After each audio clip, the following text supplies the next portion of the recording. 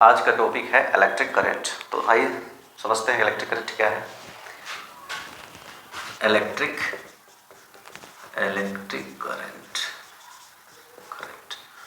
बोल रहा है कि कोई क्रॉस सेक्शनल एरिया है, जैसे हम बना लेते हैं, ये क्रॉस सेक्शनल एरिया है, ये क्रॉस सेक्शनल एरिया है। इसमें एक पॉइंट ये पकड़ लेते हैं, ये क्रॉस सेक्शनल एरिया होगा, यहाँ से यहाँ तक के बीच में बहुत सारे क्रॉस सेक्शनल एरिया है। तो बोल रहे हैं कि इस क्रॉस सेक्शनल एरिया से अगर चार्ज पास होता है, जितने भी चार्ज क्रॉस होते हैं तो करंट बनता है, ठीक है ना। मान लेते हैं कि इस क्रॉस सेक्शनल एरिया से टी टाइम में क्यू चार्ज पास हो जाते हैं, तो यूनिट टाइम में कितना हो जाएगा, क्यू बाई टी। यही हो गया हमारा I equal to Q by T, ठीक है। तो flow of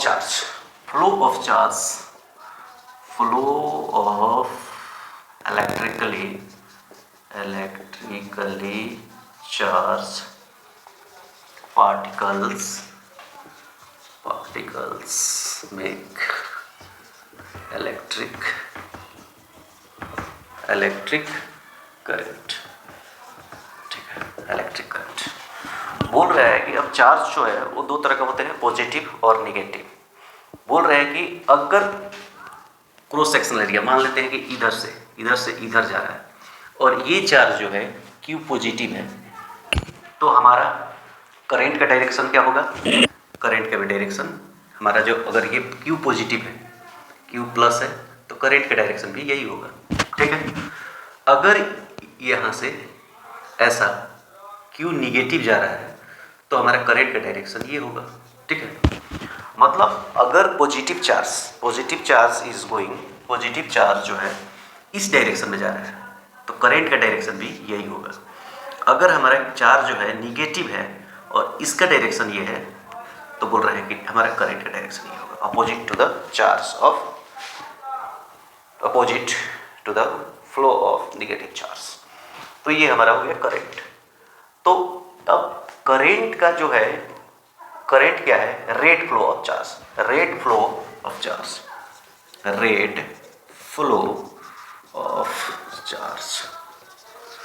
is rate flow of charge across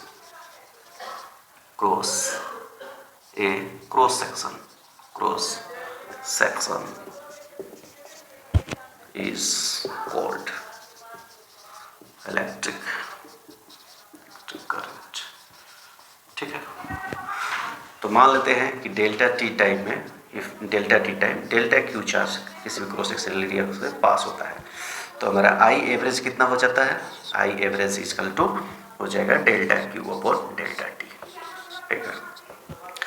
बोल रहे हैं कि यहीं पे अगर हम टी टाइम में, इफ यू वांट करंट हमारा टी टाइम में कितना होता है, टी टाइम में करंट कितना होता है, तो आई इक्वल टू हम निकालते हैं इसमें delta Q upon delta T, और यहाँ पे लिमिट लगाते हैं delta T approach to 0।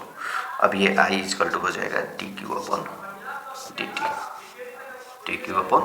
T. ये हमारा हो गया instantaneous charge.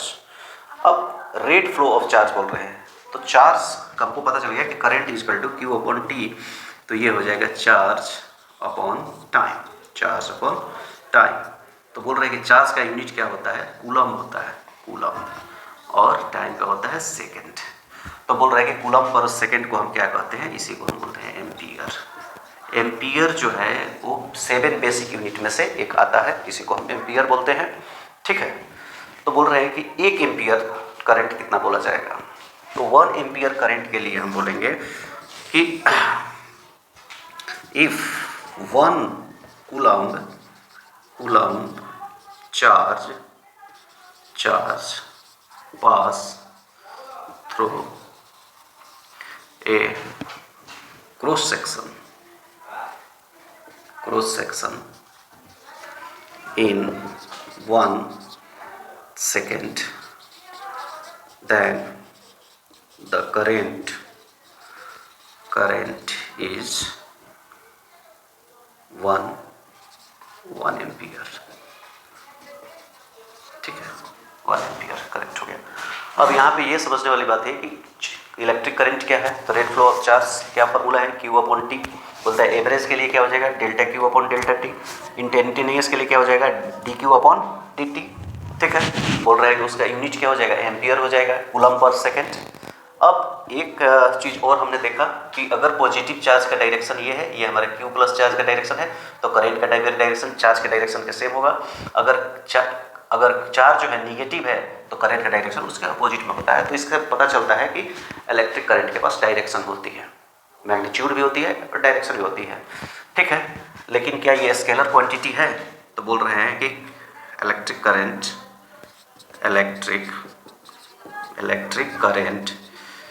have both magnitude and direction दोनों है। तो बोल रहे हैं कि स्केलर क्वांटिटी होगी कि वेक्टर क्वांटिटी होगी। तो बोल रहे हैं कि यहाँ से मान लेते हैं कि यहाँ से हमारा कुछ चार्ज हो रहा है, 2 एम्पियर आ रहा है। ठीक है, इधर से हमारा 3 एम्पियर करंट जा रहा है, ये हमारा एक जंक्शन है, 3 एम्पियर इधर से जा रहा है, 3 एम्पियर बात समझ में। तो बोल रहे हैं कि इसके वेक्टर लॉ के हिसाब से ये क्या हो जाएगा, 2 - 3 = -1 होना चाहिए, लेकिन ऐसा होता नहीं है। बोल रहे हैं कि इधर कितना करंट निकलेगा, तो बोल रहे हैं ये 2 एम्पियर, ये 3 एम्पियर, ये 5 एम्पियर करंट निकल जाएगा।